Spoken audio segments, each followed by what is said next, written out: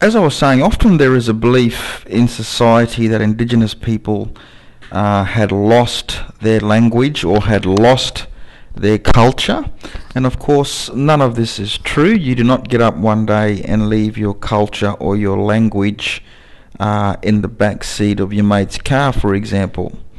I was on a radio station last year, and I was being interviewed about my thoughts on what another academic, the comments by another academic about Indigenous people in Australia losing their language and culture.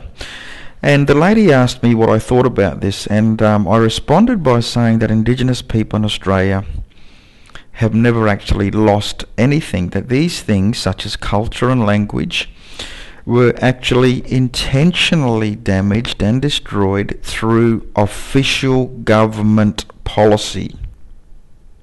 Now, there is a huge difference there, and the fact of the matter is Indigenous people are not responsible for the damage and destruction of their language and culture.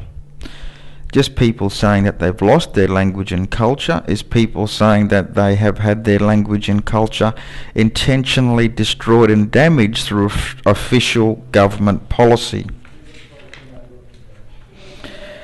In any case, culture is something that is always evolving. If culture does not evolve, then it just dies. In parts of Australia, Aboriginal culture continues the same as it always has.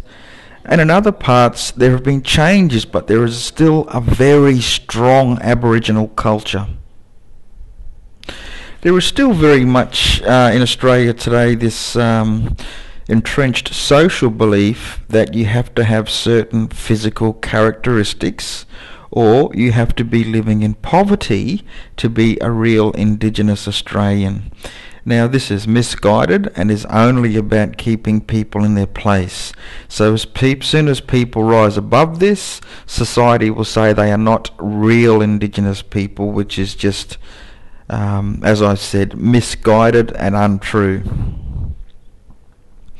The names of people have been intentionally changed, of course, so a lot of Indigenous people no longer carry their traditional surnames. Now, even in Australia today, there can be psychological issues among Indigenous people as a result of the colonisation process. Psychological issues, for example, internalised racism. So internalised racism is a severe form of racism where people feel negative about themselves and about their own culture, about their families and about their identity and about their people. As a result of colonisation, there are Indigenous people around the world who have suffered this, or their parents have suffered this, and have relayed these negative thoughts onto their children. Yes, this does happen. And this is where you'll get terms such as coconuts, Uncle Toms, as the term is in America, for example. All of these sorts of terms are associated with that impact and the impact that had on some Indigenous people.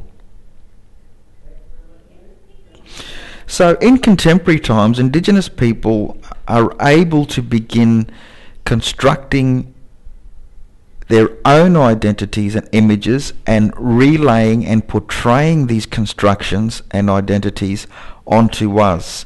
And they are doing this through things such as media, television, video, music, radio stations, newspapers, DVDs, plays, for example.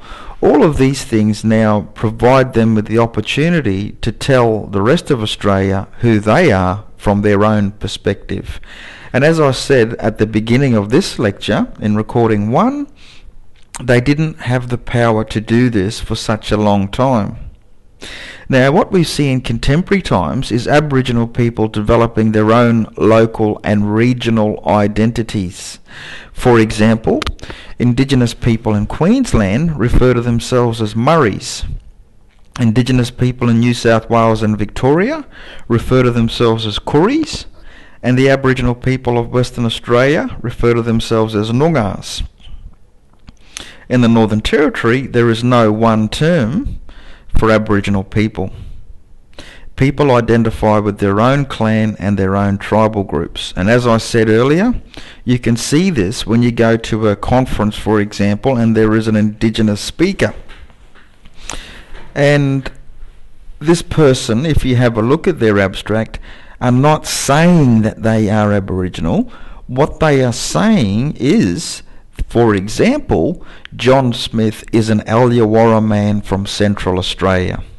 So again, this is this person taking the opportunity to tell us who he is himself, not to be told who he is by other people.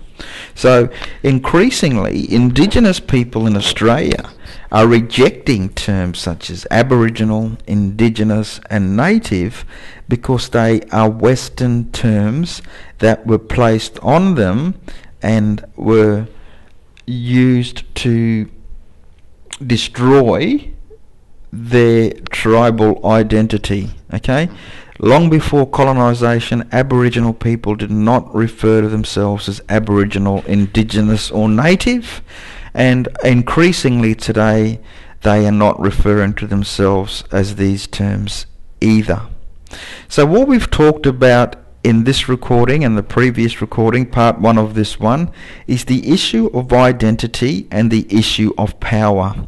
We have seen that those with power were able to construct the images of Indigenous people and then relay those images onto us.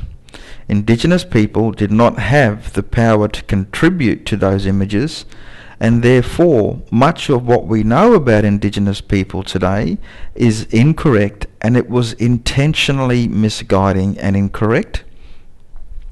And much of it was used to justify things such as the removal of children, and to justify this not just to non-Indigenous people but also to Indigenous people. Today we are seeing Indigenous people getting the opportunity to challenge many of those constructions and portrayals that have been presented to us by those in power.